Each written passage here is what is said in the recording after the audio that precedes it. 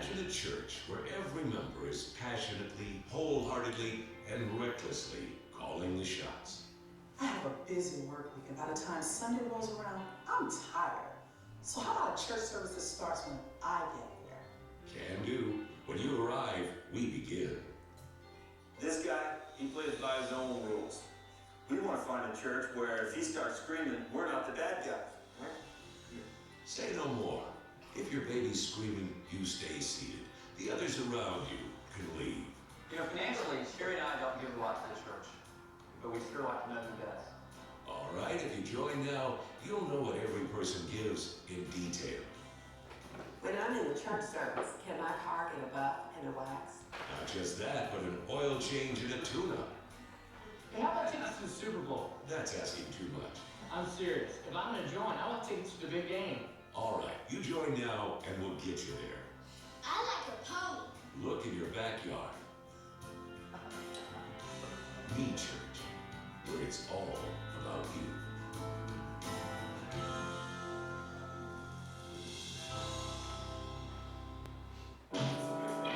So, for our friends that are a little bit more literal, that was considered satire.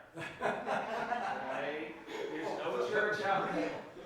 There's no church out there that's going to start when you want it to start, or do an oil change, or have ponies in your backyard. In fact, I don't know about you all, I think one of the things that bothers me the most is when individuals try to put their own needs above the needs of everyone else. When they think that they happen to be the superstar and everything's about them. In fact, I can tell you what, it actually makes me really angry. And I don't know if you're aware, I've got a little bit of like anger problem. And by a little bit, I mean a tremendous anger problem where I tend to get angry and I just stay there and I don't move beyond it. And that's an awful trait that I happen to possess. It's something that I need to go ahead and work on for myself. And if any of you all are anything like me, you know that once you get into that anger, it's so difficult to move beyond it. But from a biblical standpoint, anger is a terrible thing. I know it's an emotion. I know that like we all possess this emotion, and emotions for the most part can be good in, let's just say, bite-sized, manageable pieces. But I feel as though anger can really lead us into areas where we don't want to be. Matt, do you want to hit the next slide, please? So what we're going to be working on today is we're going to look at this idea of anger and how we can go from fury to forgiveness, hopefully within a single day. Because when we really kind of get stuck in things, when we really kind of focus in on that rage and that anger, it definitely leads to sinful behaviors. And it's not just people that can enrage us or make us angry. It can just be like regular days. So when I was younger, which again we established, I don't know what, a couple weeks ago, that was like a millennia ago, there was this great children's book that was read to me. It was called Alexander and the Terrible, Awful, No Good, Very Bad Day. And it's an awesome, awesome book. In fact, if you're not busy on Monday, you should go to the library, you should go ahead and borrow it. Maybe find a young child on the side of the street. Just go ahead and steal them and read the book to them. They'll enjoy it, you'll enjoy it, you'll end up in jail afterwards, but that's okay. That's okay. You'll get that enjoyment of reading this tremendous book. And in this book, it just details Alexander, who's a young 8-year-old boy, and the worst possible day he could have. He wakes up with gum in his hair. He doesn't get the cereal toy when he goes ahead and pours his cereal out. He doesn't have the sneakers at the sneaker store. His brothers beat him up. It's a terrible, awful, no good, very bad day. And he becomes so enraged that he has this desire just to move to Australia. I don't want to ruin the book for you, but you know what? The conclusion that he comes to is sometimes we just have those bad days, even if we do live in Australia. In fact, it's much worse, because if you have a bad day in Australia, you're probably going to end up in either a shark, alligator, or snake's belly. No one wants that. So how do we get past this anger? How do we go ahead and move beyond it? Typically, we would want to think from a biblical standpoint, well, let's do what Jesus would do. Let's go ahead and follow his example, because obviously the one without sin would have the best ability to guide us in dealing with our anger. And so we're going to look at how he utilizes his anger. We're going to look at how he deals with it. And I'm going to give you a little bit of a sneak, a little bit of a hint. We can't do what Jesus did. We have to do it differently. Well, we'll get into that. When we do think about anger, here's the thing. It's inevitable. It's going to happen. We are going to become enraged. We are going to become furious. There are going to be situations where we can't necessarily cope with what we think is an injustice towards us. And the good news is, that's okay. It's okay to experience that emotion. It's going to happen. The problem is when you start living within that anger. It's when you start dwelling on it and worrying about it and thinking about it and allowing it to consume you. That's when anger becomes a problem. So if we want to turn our Bibles, I think we already opened up to Matthew, but if we haven't turned to chapter 21, verses 12 through 13, we can do that right now. Matt, why don't you go ahead and slide for us? Let you all take a second. Maybe look at that image. See if you can recognize anything about it. That's one of the apostles, isn't it? It certainly is. So, the apostle, I gotta get Pastor Warren Matthew, he goes ahead and he describes this situation where Jesus is entering Jerusalem and what would ultimately be like the final days of like his earthly ministry. And things aren't great in Jerusalem right now. In fact, the Pharisees, the people at the temple, they're taking advantage of others. The temple is really turned into like this kind of like corrupt place where things aren't necessarily going the way that Christ would like them to go to. And to me, when I read these verses, I kind of almost get like this like slow motion kind of like action sequence where Christ comes in and he goes ahead and he takes care of business. So we can read from Matthew 21, 12 through 13. It states, "And Jesus went into the temple of God and cast out all of them that sold and bought in the temple, and overthrew the tables of the money changers and the seats of them that sold doves. And said unto them, It is written, My house shall be called the house of prayer, but ye have made it a den of thieves." So, when we read this verse, or these verses, there's actions that are occurring within the temple that were kind of like common. So like the purchase and the sale of like burnt offerings is something that would take place in the court. This is not something that would be unfamiliar.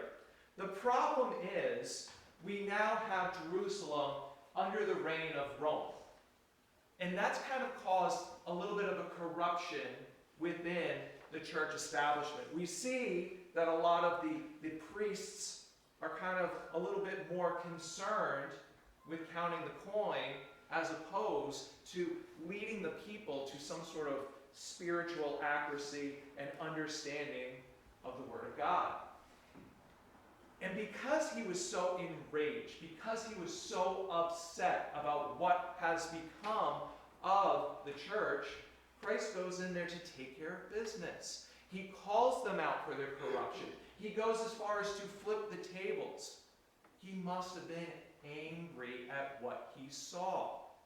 The thing is, when you and I, when we get angry, we do it from a place of just absolute rage, hatred, and despise for that person. Jesus, on the other hand, does it from a place of love.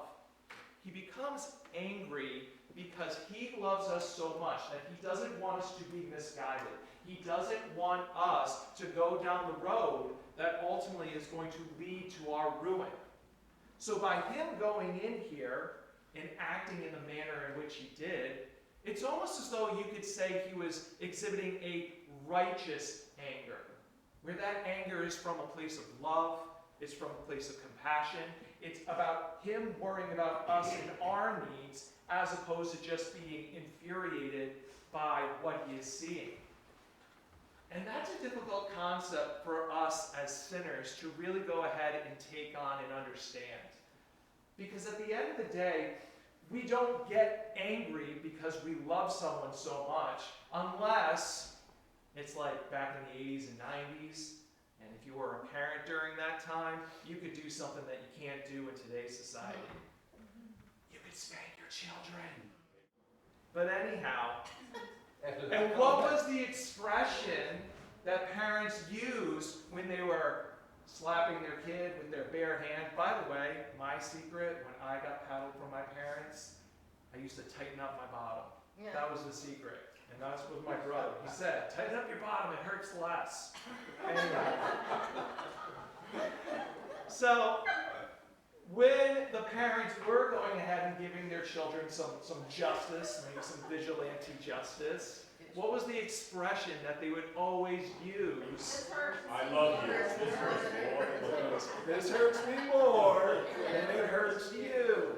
They're claiming that they're doing it out of love, but trust me, like, I know the feeling, I know the rage, I know what it's like, oh, these kids are making me so angry. You're not doing it out of a righteous anger. You're not doing it out of love. You're doing it because you're so frustrated you don't have the ability to go ahead and control yourself and take care of punishment in a way that's appropriate.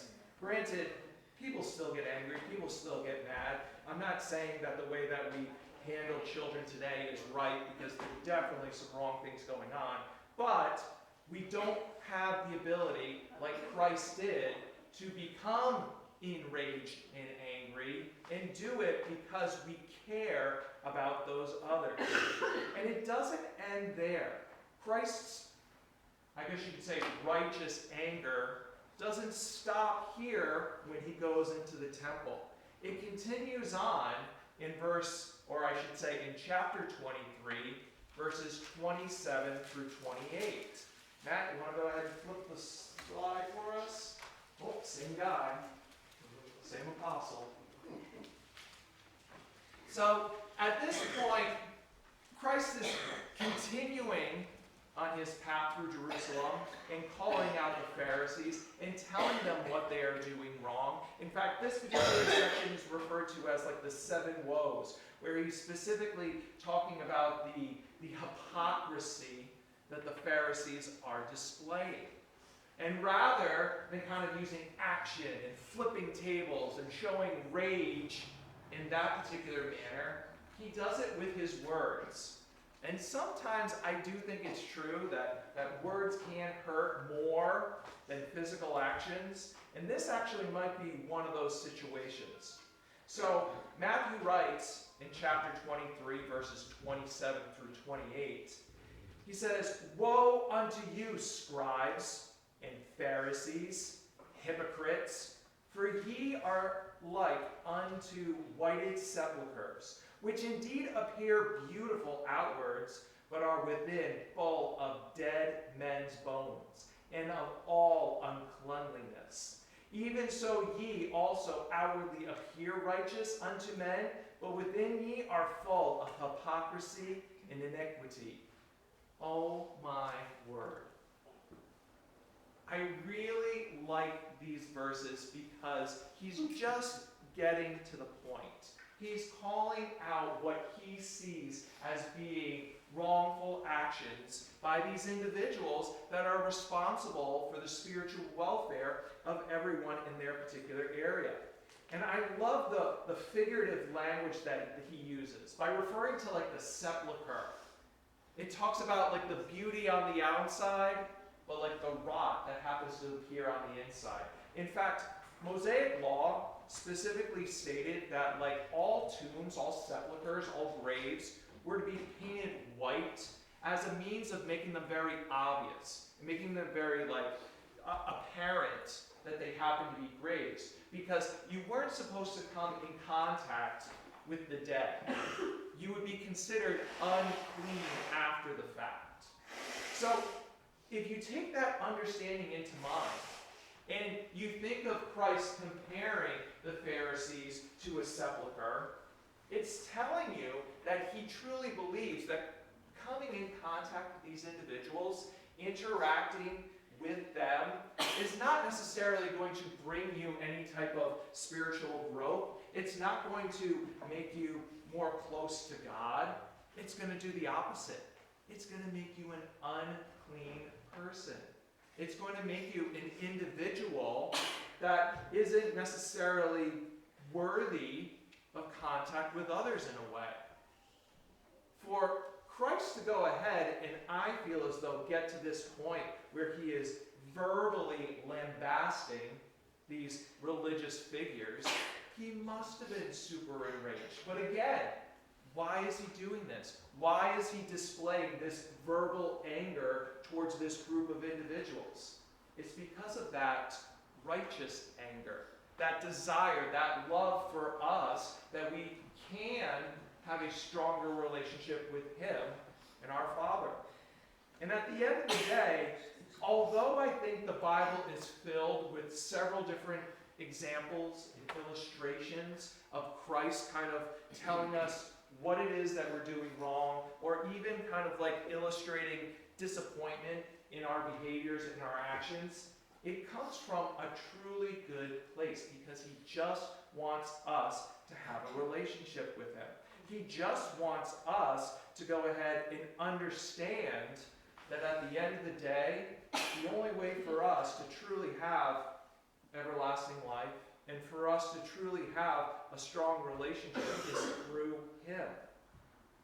So, if we take these two verses and we try to make some sort of application to our own lives, maybe it's okay for us to say, well, it's okay for us to get angry, as long as it's from a place of love, a righteous anger. It's okay to call out individuals that are living in sin. It's okay for us to call out actions or events that we see that don't fit with our I guess you could say, our biblical worldview. It's okay for us to be angry and rageful and wrathful towards those items. That's the application that one might take from there. But here's the problem. Christ was without sin. He doesn't have the sin nature that we possess. And our sin nature, it really does a number on our ability to become angry out of love. Because ultimately what happens is that when we try to declare this as like a righteous anger, then we start to kind of like become prideful. And then we start to become thinking to ourselves that we are better than others. That we don't necessarily, play in the dirt of those people that don't understand our biblical worldview. The truth of the matter is, we're sinners just like them. We just understand that we are sinners and that we need to go ahead and ask for forgiveness, and we need Christ in our life, because at the end of the day, we can't fix our own problems. We can't solve our own rage and anger. I mean, stop and think about it. If we tried applying like that idea of righteousness to any other kind of concept that we considered bad, it wouldn't work out well. I can't walk up to you all and say, you know what? It's okay that I'm going to go home and I am going to absolutely gorge myself on whatever's in the house because I have a righteous hunger. I have a righteous greed.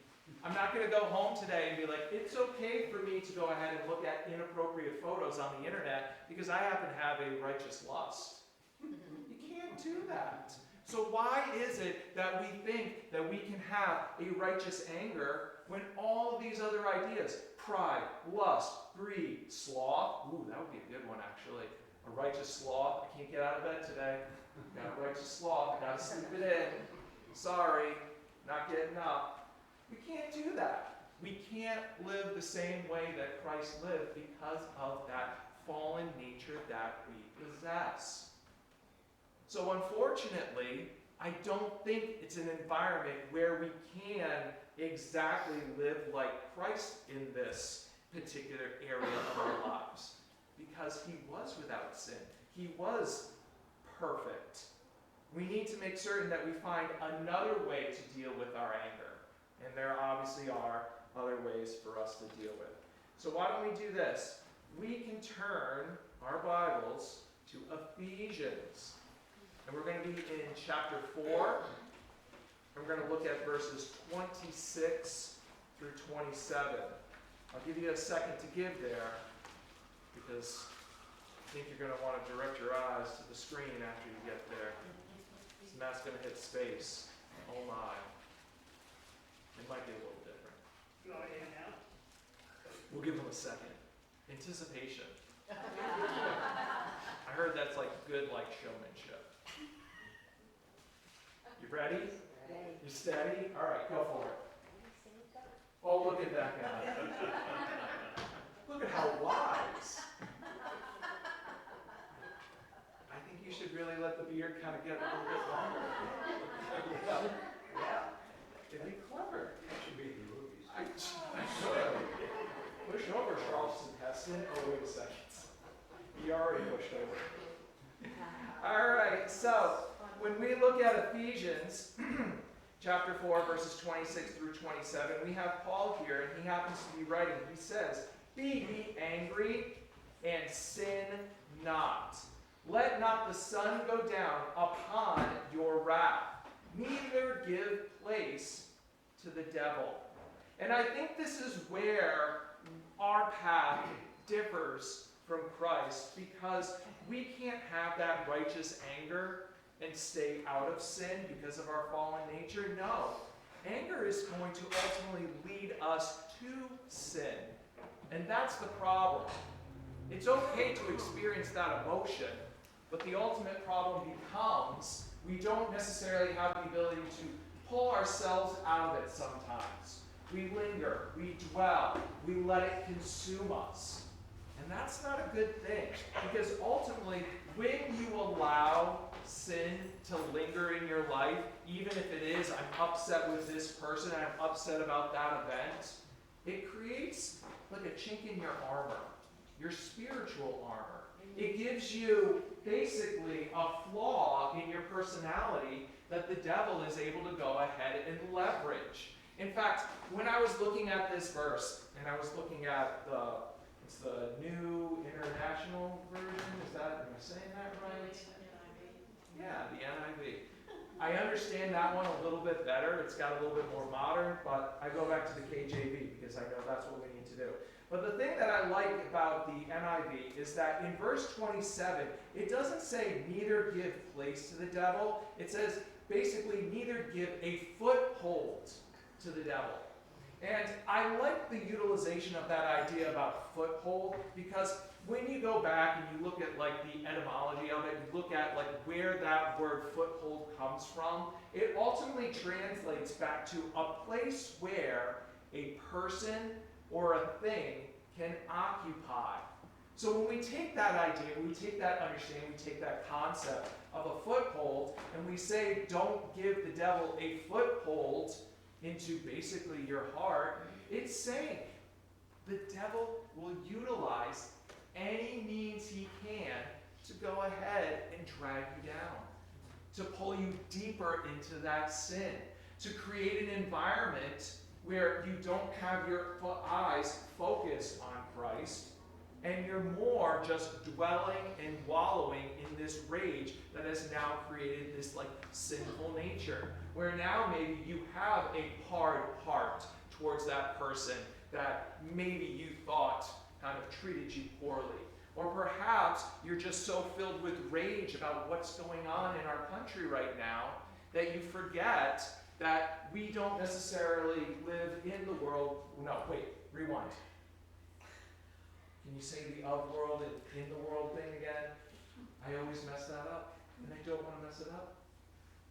You are in the world, but you're not of the world. Thank you, appreciate it. So we live in the world, but we're not of the world. We don't want to get mired in everything that's going on. So I think one of the first steps that we have to take is to make sure that we don't linger within this rage. And it gives us a specific timetable in which we need to resolve the problem. That's a 24-hour cycle. The moment you get offended, the moment that you go ahead and feel as though some sort of like injustice was done to you and you become filled with anger and rage, you've got yourself 24 hours to try and deal with it. In fact, I'm pretty certain that everyone that has gone to some sort of like pre-marital counseling where they talk about, getting married and all the wonderful natures of being in a relationship, I'm sure everyone has heard that you're not supposed to go to sleep filled with rage or angry. I know that like in my younger years, being a younger married person, we spent many days awake because we tried to follow through on that particular sentiment. Just don't go to bed angry. And I think that that's like a really good idea because it doesn't allow your anger to go ahead and translate into like this sinful nature. It doesn't allow this open wound to kind of fester and take hold and ultimately cause, I guess you could say, like bigger issues. In fact, since this happens to be May the 4th weekend, we've got a reference that applies really well to this that I know Kyle Palazzo will probably be able to like recite word for word without me even like saying it. But there's a character by the name of Yoda in the Star Wars universe that said once that fear leads to anger, and anger leads to hate, and hate leads to cha-ching. Nice job, pal. What did you say? Suffering. Yeah, speak up, Kyle. Suffering.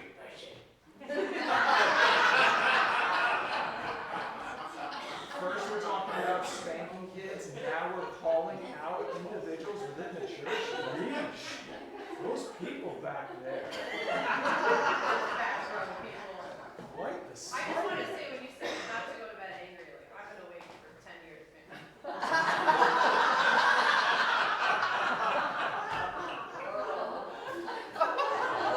I only said that because he's not here. He's in the nursery, maybe he's listening. I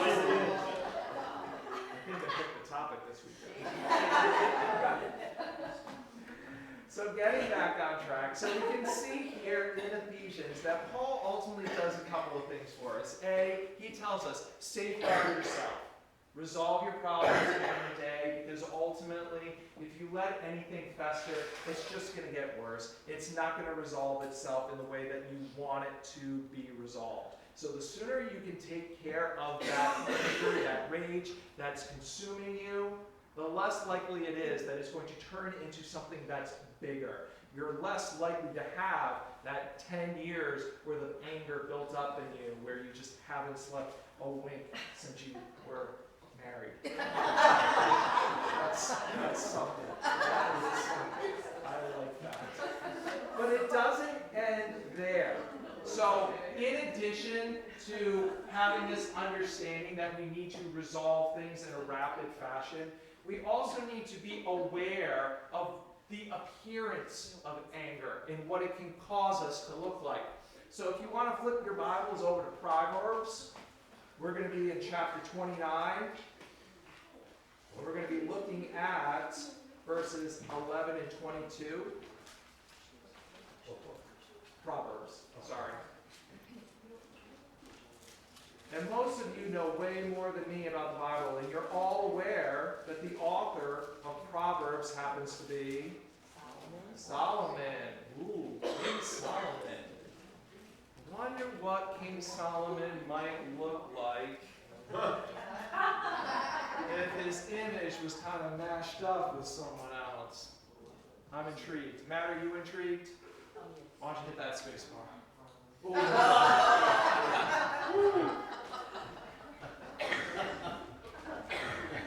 I know the 70s are gone, but long hair never goes out of style. It's very regal. So in Proverbs, chapter 29, verses 11 and 22, we have two different ideas here. But I think both of these ideas really kind of like play well with each other. So in verse 11 it reads, "A fool uttereth all his mind, but a wise man keepeth in till afterwards." And then in 22 it reads, "An angry man striketh up strife, and a furious man aboundeth in transgression." And when we look at these proverbs, when we look at these sayings that are wise and we can use to kind of like guide our life, I think ultimately what we need to take away from here is that when we do get into that fit of rage, when we do become consumed with anger, when we feel as though we can't, hold it within, you need to hold it within. Go to another room. Go out in that garden. I like it. But you need to hold it in that moment. Because we all tend to do this. We get angry, we get upset, and rather than stopping and considering why we're upset or why we're filled with rage or what that person did to us that made us so angry, we don't stop and think, we just react. And when we react, we say terrible, awful things. And I know that I have a very biting tongue, and I know that I can come up with some really terrible things to say to people to make them feel really bad about themselves when I put it to that place. But I also know that I need to pause, and I need to wait, and I can't go ahead and just act out and say what's on my mind at that moment. Because ultimately, it's not going to make the situation better. It's going to make it worse. And what do you look like if you respond in that manner? It says it right here. It doesn't call the person a great human being because they just went ahead and spouted off the top of their head. It doesn't call them a wonderful pillar of virtue. It calls them a fool. You look foolish when you just go ahead and react and not think. When you say something out of anger as opposed to stopping and pausing and considering what's going on and then responding. It's the wise man that goes ahead and waits and considers and weighs their words before they talk. So yesterday I went to a Mother's Day brunch. Actually, Lynn was there. So one of the ladies was kind of giving testimony about like when her kids were younger and the struggles that we all go through, especially when the kids are younger. So she was telling about a day where she was just yelling at her kids and whatever, and she was just spouting off like you're saying. And she said her husband came to her later, and he said, I was watching when you were talking to them, and your face was just so, it just looked like you were full of hate. And she said that was like a game changer for her, that like she never wanted, especially her children, to ever see her like in that light with what could be perceived as hate on her face for her children. Yeah, and I think that's ultimately like kids, to me, it's the most difficult thing in the world to like pause and wait a second and like then give that response, because like they know how to push your buttons. They just know exactly where like the soft spot is, and then they get you. Oh my gosh, it's the most difficult thing in the world. And going through this kind of like idea and this lesson, like I think it all makes us realize that like we're all guilty of these things. We all tend to either react in the moment, or we all tend to like hold on and harbor hard feelings for others past like those like 24 hours, which are kind of like the prescribed idea. And it doesn't mean that we're bad people. It just means that we're people, and that we're fallen people. And that at the end of the day, we need to strive to be better about how to deal with our anger. Because ultimately, it makes us look foolish. It makes us look like contorted and wicked and vile and evil.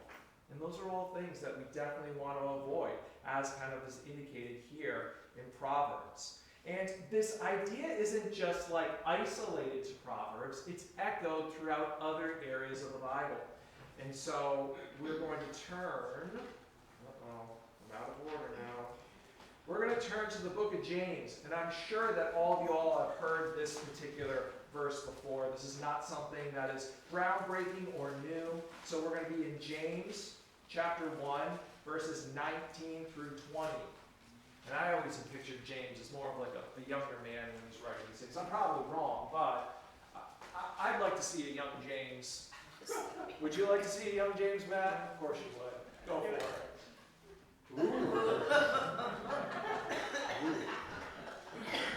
Classy. Classy man.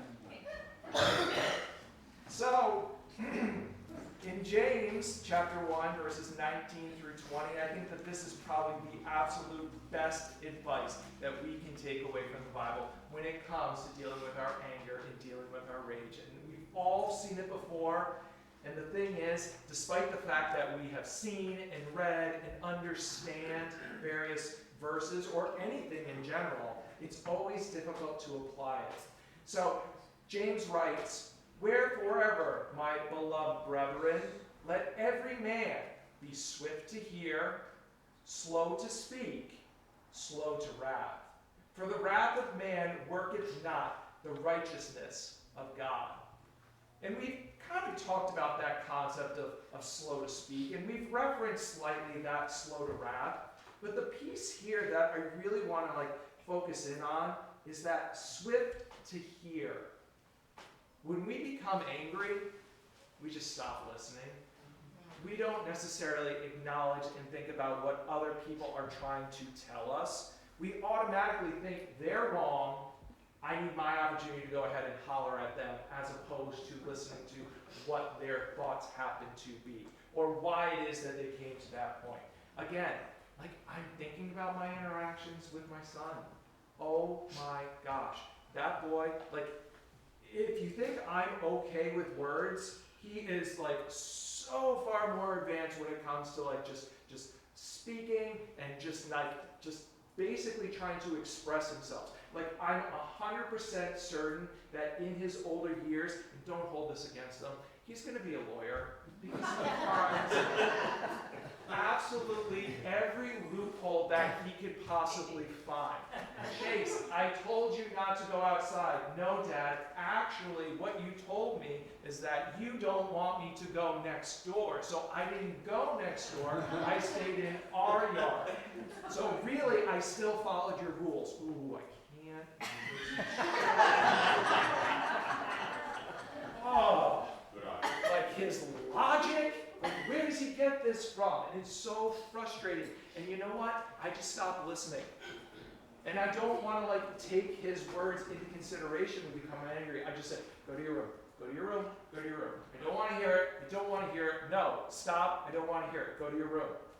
But if I had let him talk, if I had let him express to me why it was that he was outside, because the dog had gotten out, and because he was trying to chase the dog down and trying to get him back inside the house, I would have heard that he was kind of breaking my edict for a good reason. But I was so consumed with the fact that he wasn't listening to me, he did exactly what he wasn't supposed to do, and he was trying to lawyer me. Ooh, there was no way I was going to listen to that child at that particular moment. And when we don't listen, it doesn't allow us to go ahead and maybe try and find some sort of common ground with that other person or that other interaction that we happen to be in. It doesn't allow us to kind of see things from other people's point of view. And I think ultimately that's what leads us to anger. It's when you don't possess that ability to see things from other people's point of views, then you can't understand where they're coming from. Now, I'm not saying that their point of view is correct, because 9 times out of 10 they are wrong, and you are always right. Remember that. But if you at least understand where they're coming from, it's going to give you an opportunity to maybe respond in a more measured means, as opposed to just that flying off the handle. They call it the 10-second rule.